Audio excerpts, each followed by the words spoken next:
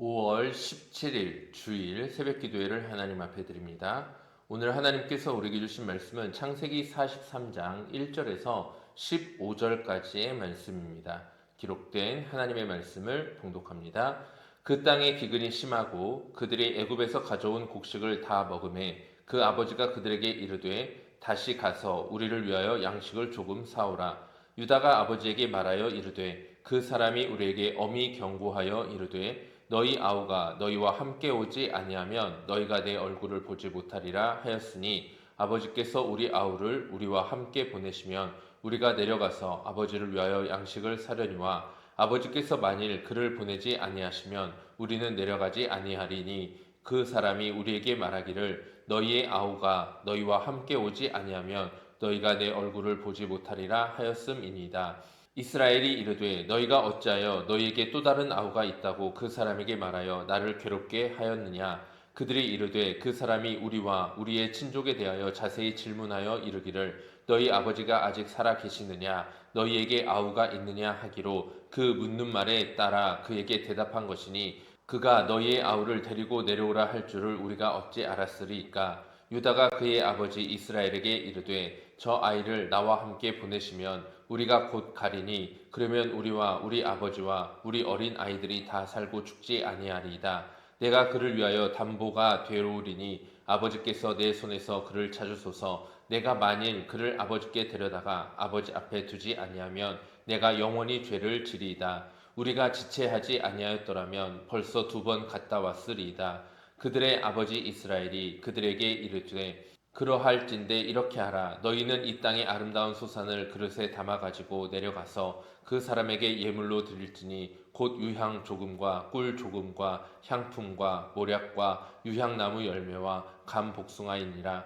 너희 손에 갑절의 돈을 가지고 너희 자루 아귀에 도로 넣어져 있던 그 돈을 다시 가지고 가라. 혹 잘못이 있었을까 두렵도다. 내 아우도 데리고 떠나 다시 그 사람에게로 가라. 전능하신 하나님께서 그 사람 앞에서 너희에게 은혜를 베푸사 그 사람으로 너희 다른 형제와 베냐민을 돌려보내게 하시기를 원하노라. 내가 자식을 잃게 되면 이르리로다. 그 형제들이 예물을 마련하고 갑절의 돈을 자기들의 손에 가지고 베냐민을 데리고 애굽에 내려가서 요셉 앞에 서니라. 아멘. 오늘은 우리의 고백 엘샤다이라는 제목으로 함께 말씀을 나누어 봅니다. 어제 새벽 본문에서 르우벤은 자기 2 아들의 생명을 담보로 걸며 베냐민을 지키겠다고 약속했었습니다.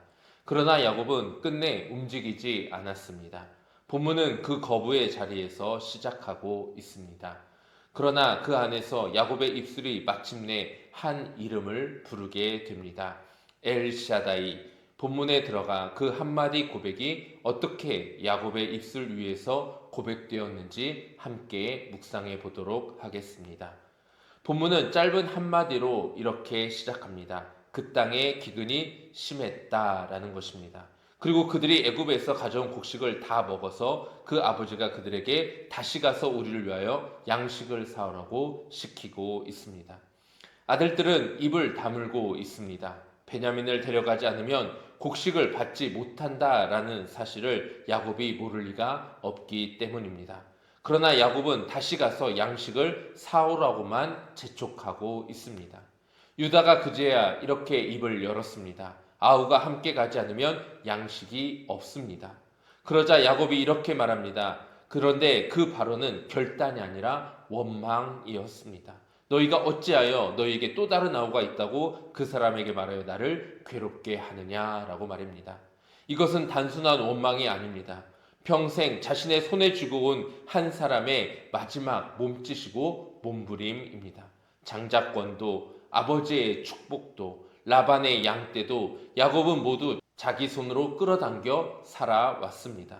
마지막까지 손을 놓지 않는 자리, 그것이 바로 야곱의 자리입니다. 그러나 본문은 그 손이 풀리는 자리로 우리를 데리고 가고 있습니다. 유다가 한 발 더 다가옵니다. 내가 그를 위하여 담보가 되오리니 아버지께서 내 손에서 그를 찾으소서. 내가 만일 그를 아버지께 데려다가 아버지 앞에 두지 아니하면 내가 영원히 죄를 지리이다. 어제 르우벤은 자기 2 아들의 생명을 담보로 걸었습니다. 오늘 유다는 자기 자신을 담보로 걸고 있습니다.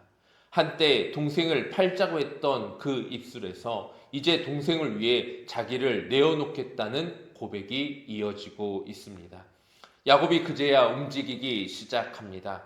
예물과 갑절의 돈과 베냐민을 다 준비시킵니다. 그리고 14절에 이렇게 말하고 있습니다. 전능하신 하나님께서 그 사람 앞에서 너희에게 은혜를 베푸사 그 사람으로 너희 다른 형제와 베냐민을 돌려보내게 하시기를 원하노라. 내가 자식을 잃게 되면 이르리로다. 전능하신 하나님 엘샤다이라는 고백이 터져 나왔습니다. 이는 체념하는 말이 아닙니다. 통제할 수 있는 자리에서 이제는 손을 놓고 모든 결과를 하나님께 맡기겠습니다라는 고백이었습니다. 이 이름은 야곱이 자기 안에서 만든 이름이 아닙니다. 엘샤다이는 자기 손이 풀어지는 자리에서 고백되는 이름입니다. 할아버지 아브라함은 99세에 자기 손으로 약속의 자녀를 만들 수 없는 자리에서 하나님이 나타나사 알리신 이름을 받게 되었습니다. 아버지 이삭은 형을 피해 떠나는 야곱에게 손을 얹으며 자녀를 자기 손에서 보내는 자리에서 같은 이름을 고백하였습니다. 그리고 오늘 야곱은 베냐민을 자기 손에서 떠나보내는 자리에서 평생 들어온 그 이름을 마침내 자기의 입술로 고백하고 있습니다. 엘샤다이 전능하신 하나님입니다. 아브라함과 이삭 그리고 야곱까지 세 사람의 고백이 하나로 묶어지게 됩니다. 손에 쥔 것을 내려놓는 자리에서 그들의 입술은 하나님의 이름을 부르게 되었습니다. 오늘 새벽 저와 여러분의 입술 위에도 하나님의 이름이 흘러가고 있습니다. 사랑하는 우리 성도님들, 우리에게도 평생 동안 내려놓지 못한 자리들이 있습니다. 사랑하는 자녀를 끝내 내려놓지 못하는 자리가 있습니다. 평생 일궈온 일자리를 향한 우리의 손내밈이 있습니다. 우리의 손 안에 있어야 한다고 믿어온 수많은 것들이 우리의 손 안에서 풀어지는 일들이 일어나곤 합니다. 오늘 그 풀어지는 자리에서 하나님의 이름이 우리에게 울려 퍼지게 됩니다. 어떤 하나님이십니까? 엘샤다이, 전능하신 하나님이십니다.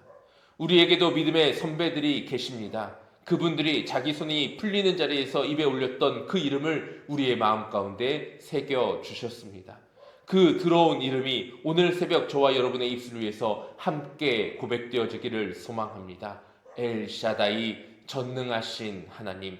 우리 주 예수님께서도 겟세마나에서 자기 손에 쥐어진 것을 다 내려놓으시며 아버지의 원대로 하옵소서라고 그 이름을 올리셨습니다. 손이 풀리는 그 가장 깊은 자리에 예수님께서 먼저 가 계십니다.